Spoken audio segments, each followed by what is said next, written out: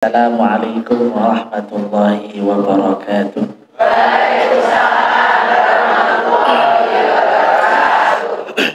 Masya Allah. Ini semangat pada puasa Bu nggih? Alhamdulillah. Oke. Puasa apa Bu? Puasa Asyura. Kenapa puasa Asyura Bu? Pahalanya kenapa Bu pahalanya? Diampuni selama 1 tahun, Masya Allah. Jadi kalau kemarin puasa Bu, puasa juga, alhamdulillah. Ya semoga Allah Subhanahu Wa Taala menerima puasa kita.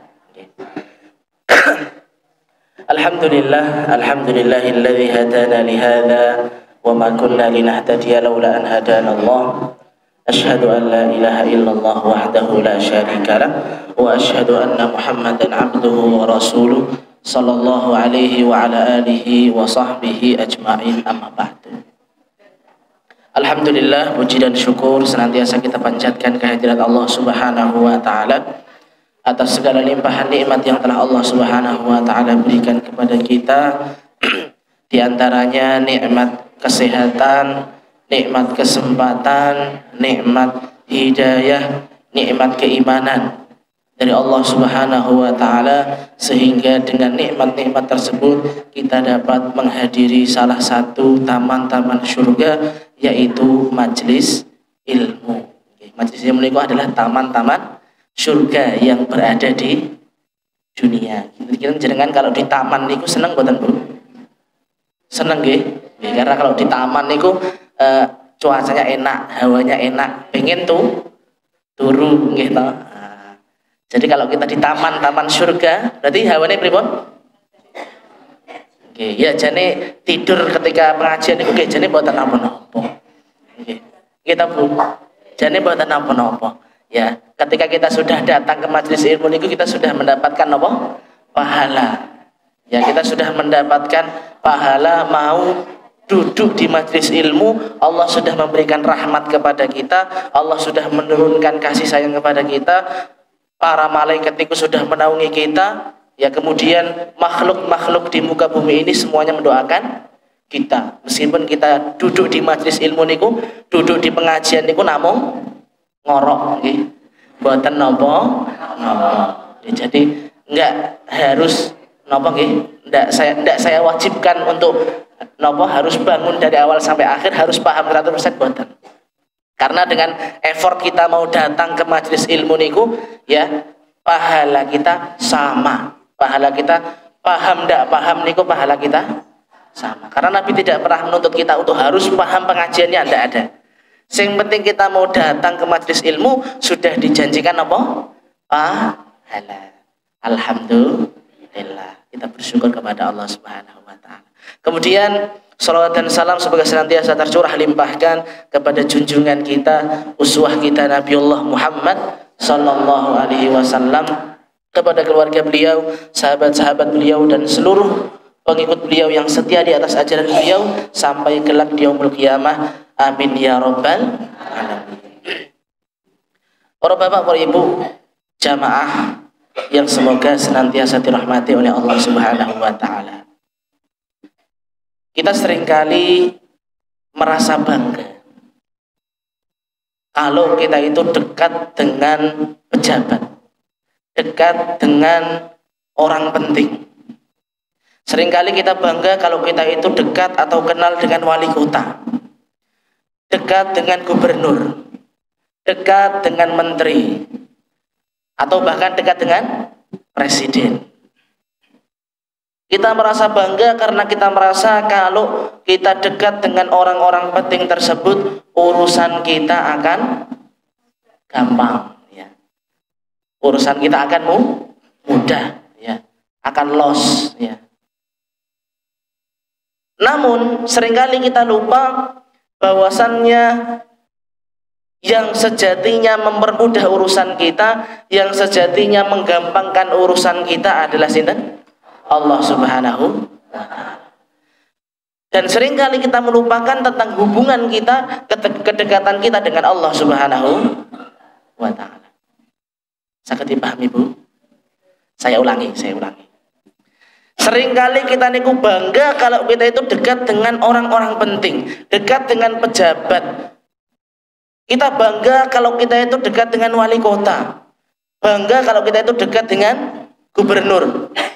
Pak wali kota sinten, Pak Robi. Pak gubernur sinten, Bu? Pak Lutfi. Menteri kata, nggih. Kemudian Pak Presiden sinten?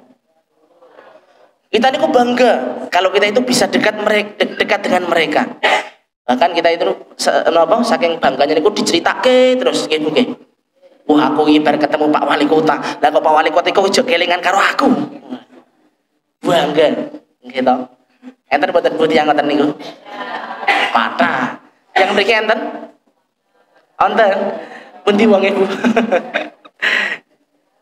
Ya. Sampai kita ceritakan terus karena kita merasa kalau kita itu dekat dengan mereka urusan kita itu mudah, ya toh. Nek kita itu bisa dekat dengan pejabatnya polisi misalnya, nanti kalau kita ngurus SIM ora usah nembak, ora usah bayar, langsung diluluske.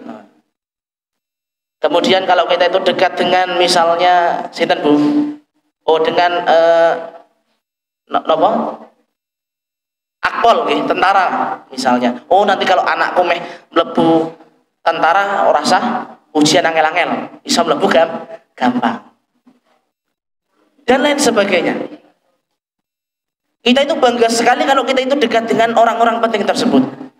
Dekat dengan konglomerat ya misalnya nek meh napa gelontorke dana masjid misalnya, rasa angel-angel apa duwe kenalan. Namun kita seringkali lupa, seringkali tidak mengabaikan kalau kita itu punya zat yang memudahkan segala urusan kita. Perlu tanglet Bu, wali kota niku kekuasaannya seberapa besar Bu? Ya satu kota, gitu. Lumayan satu kota. Kalau gubernur satu provinsi, lumayan lebih besar lagi. Presiden suatu negara. Niku mawon kita yang dekat dengan orang yang menguasai satu kota, yang menguasai satu provinsi, yang menguasai satu negara, mawon kita sudah bangganya luar biasa. Lantas kenapa kita itu tidak pernah merasa bangga dekat dengan yang menguasai alam semesta? Bahkan tidak hanya urusan dunia, tidak hanya alam semesta ini, tapi nanti sampai di akhirat penguasanya sinten Bu?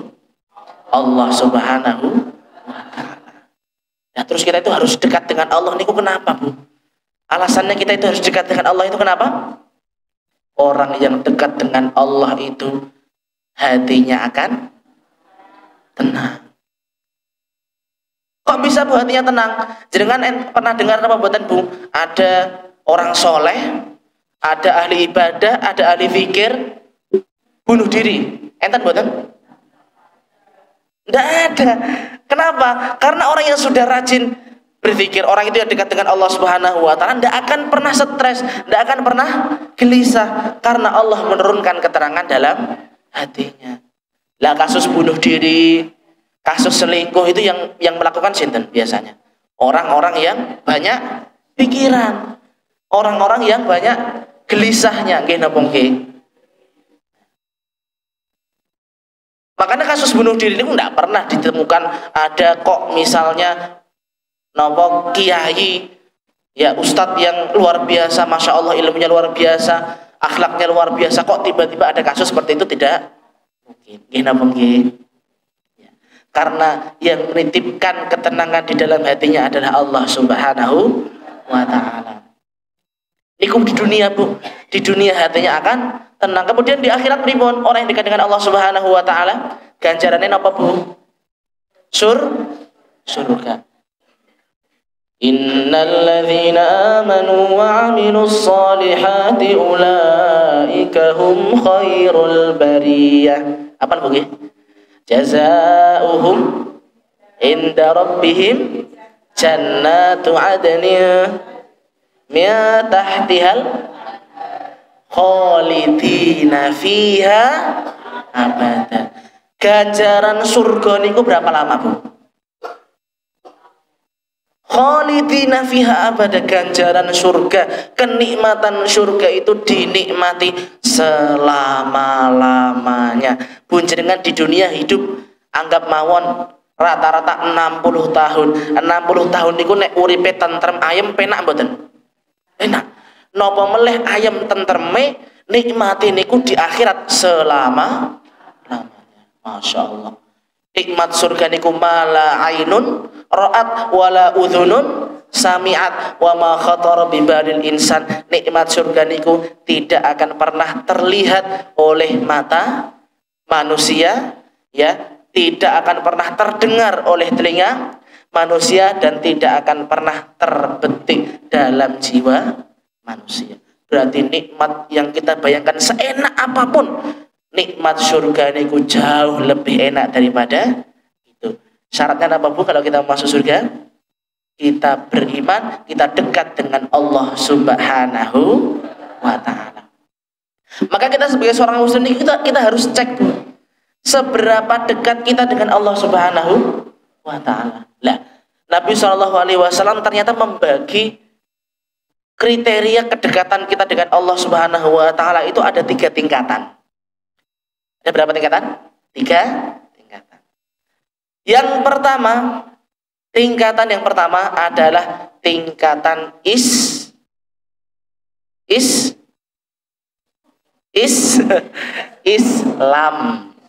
Islam pelakunya namanya Muslim.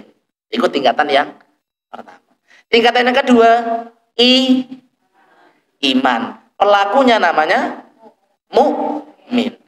Tingkatan yang ketiga ihsan. Pelakunya namanya muhsin. Duh, nek cuma muslim, mukmin, muhsin berarti ibu ora.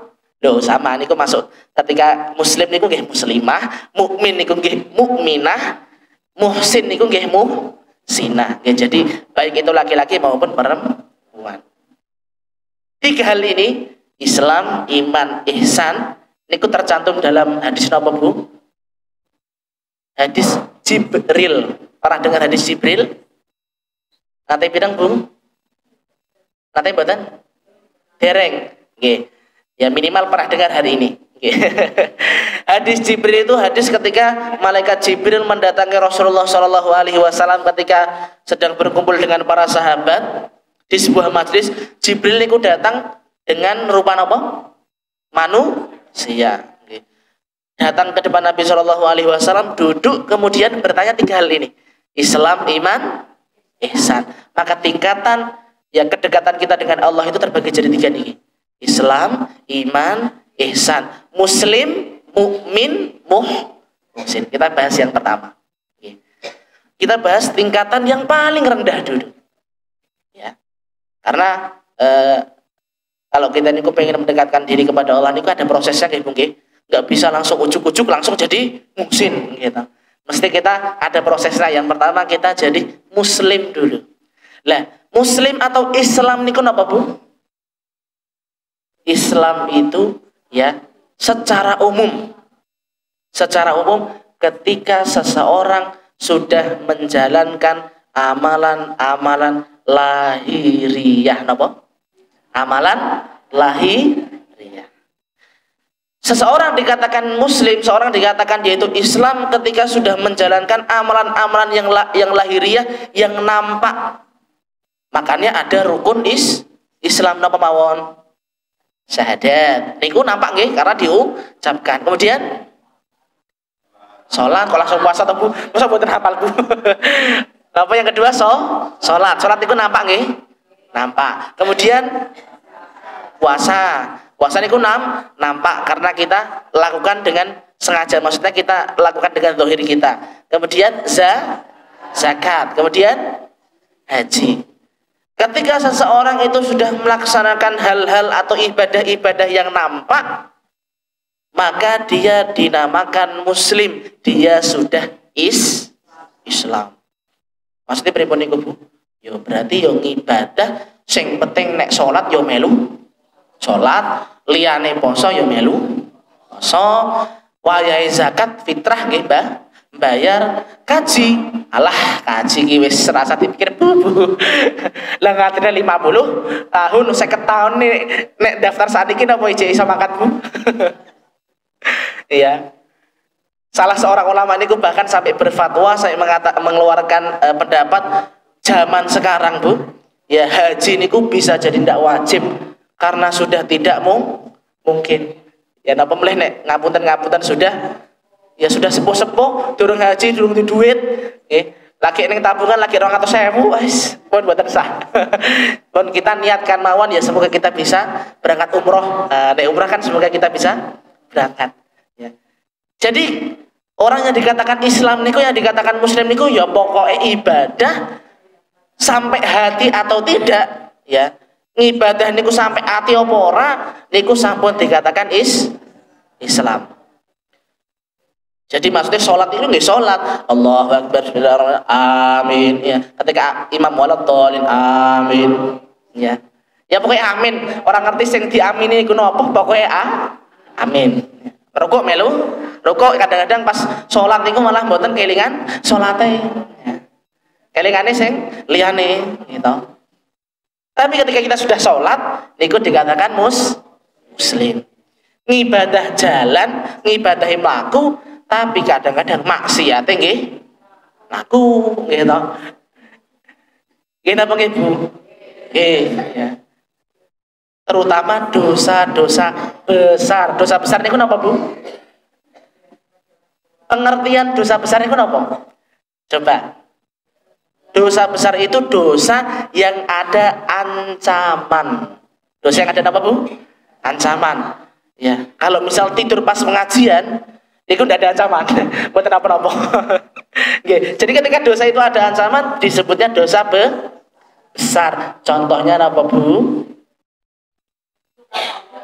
Menyekutukan Allah niku itu dosa yang paling besar, jelas. Kemudian durhaka, kemudian yang relate nih, Bu. Nah itu jauh banget itu. Yang relate apa? Ngumpul-ngumpul terus rasan. Wah, niku dosa gede apa cilik, Bu? Loh, niku dosa besar apa kecil, Bu? Besar. Berarti kita mengakui nggih, kita semua niku melakukan dosa besar nggih. Loh, rasan-rasan niku dosa besar. Ya bahkan Allah niku sampai mengatakan, ya, apakah kamu itu tega, ya, memakan bangkai saudaramu sendiri? Loh, sampai dicontohkan seperti itu.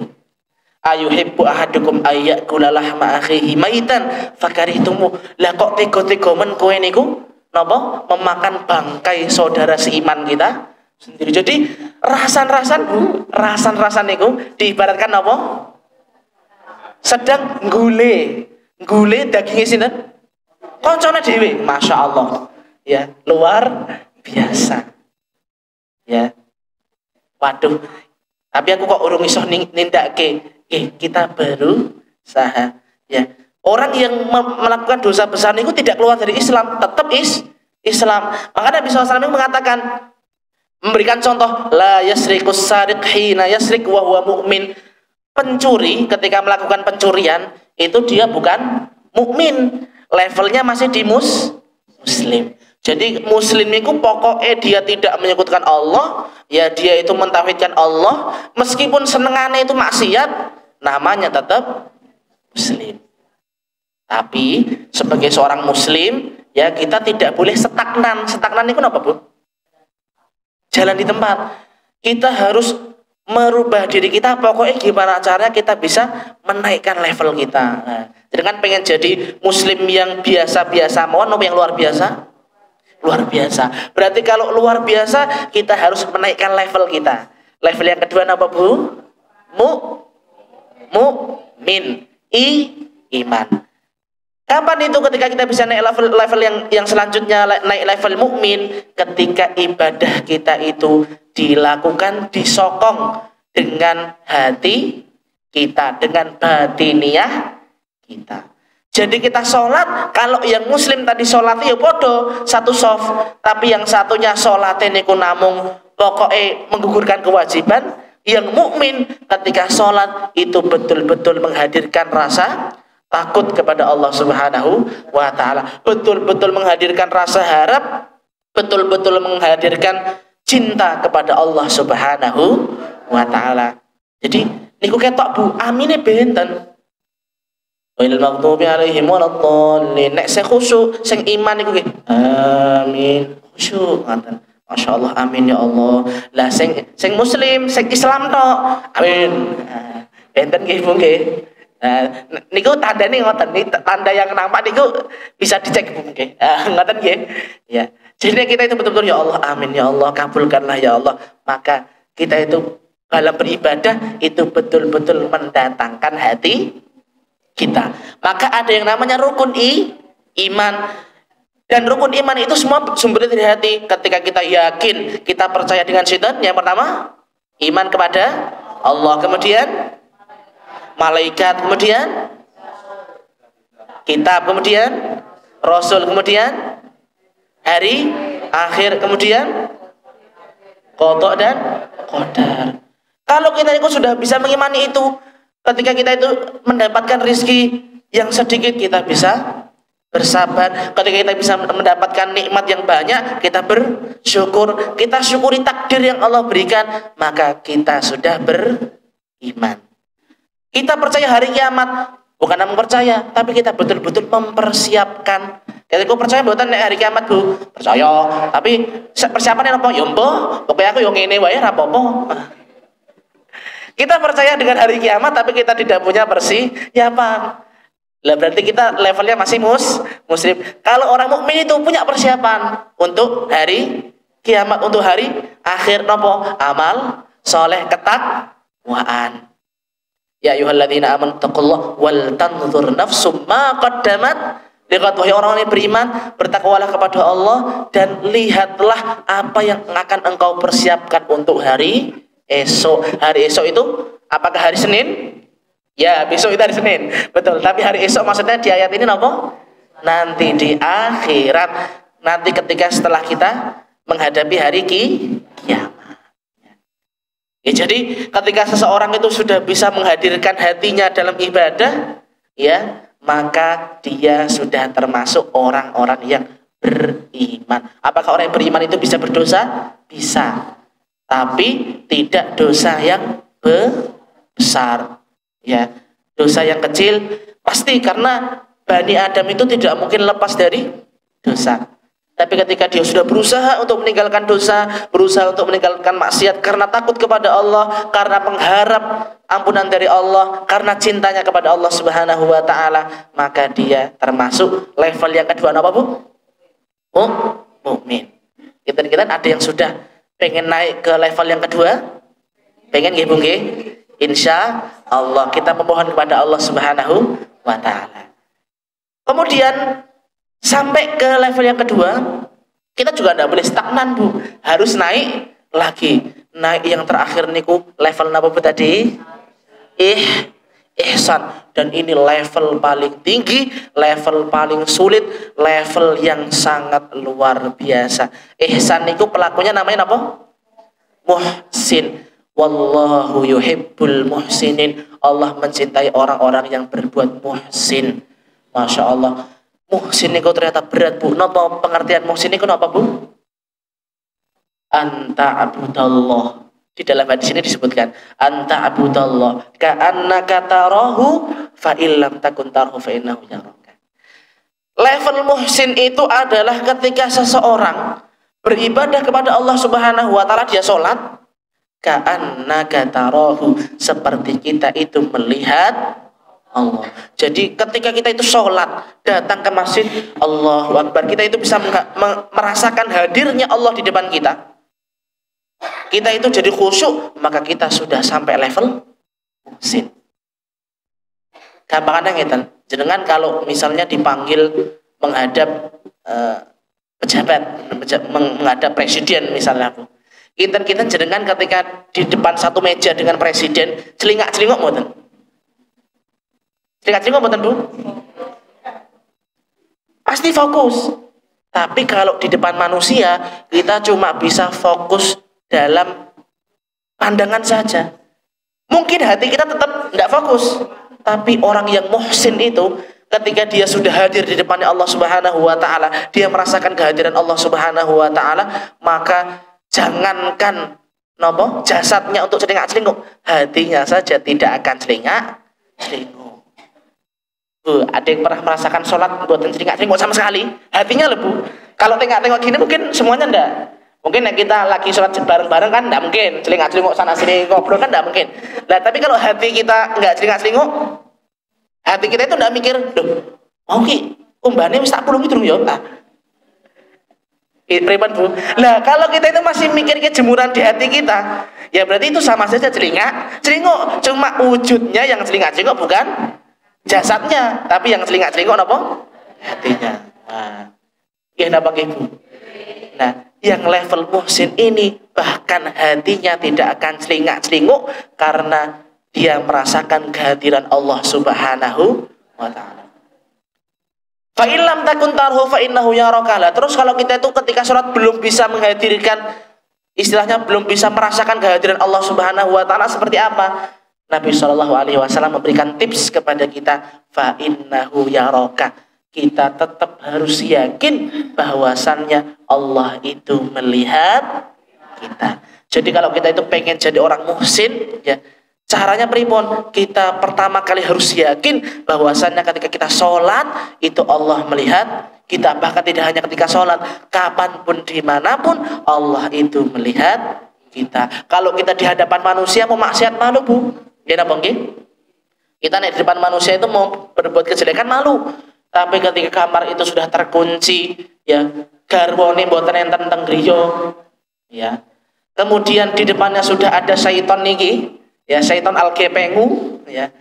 Ada jaringan internet, ya. Tidak ada siapa-siapa di rumah.